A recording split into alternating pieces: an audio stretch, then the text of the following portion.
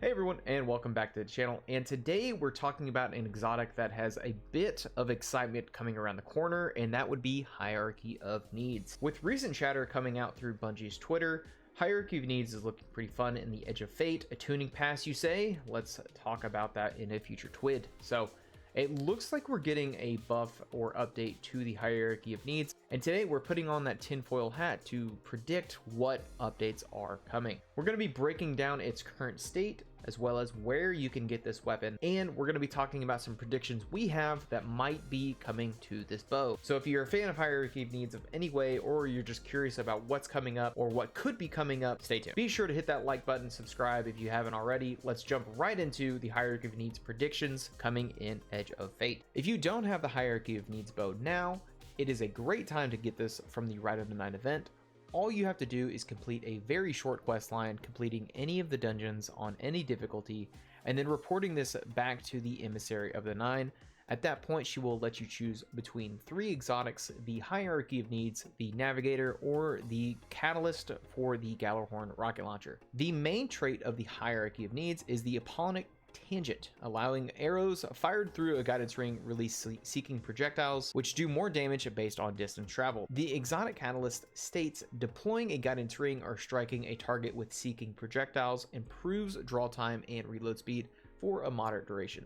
And if you're looking to get the catalyst, all you have to do is complete Spire of the Watcher on hard difficulty. I am not sure how this works with Rite of the Nine. You may be blocked if you do not have access to standard Spire of the Watcher. Now, the current state of this weapon is kind of a unique one. So you really want to use this in a very ad dense environment where you know where the enemies are going to spawn. If you've been playing for a while, you have a pretty good idea of where enemies are going to be. This is not really a run and gun bow like any of the other ones. This is more of a setup and defend or setup and prepare type bow. Now, the current state of this weapon is not used very much by the community, and there's so many other bows right now that just outright beat this one out. So Le Monarch is better for damage. Tiku's Divination almost does the exact same thing, but it allows a run and gun play style. Trinity's Ghoul does better ad clear than it now, and you don't need to set up. So Hierarchy of Needs is in a kind of a weird space when it comes to why you should use it over some of the other ones. Now let's get into predictions for this weapon.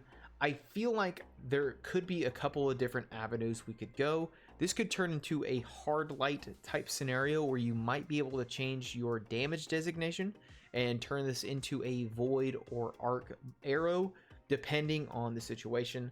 I think this one is less likely than the next one, and that would be the support-based bow. Similar to how we have Gjallarhorn and Darcy, I believe once we have the guided ring up, we can begin shooting legendary arrows through the ring that would benefit our teammates in the upcoming sandbox. But these are just my predictions. I definitely want to hear your feedback in the comment section below. Be sure to let me know what buffs you believe are coming to the Hierarchy of Needs in the Edge of Fate expansion. Let me know if I'm right, let me know if I'm wrong. We'll revisit this when Edge of Fate comes out to see how close we were. If you haven't already and you like these short discussion-based videos, feel free to like, subscribe, and comment below. Really helps us out. We're a pretty small channel. But in the meantime, y'all take it easy. We'll see you later. Peace.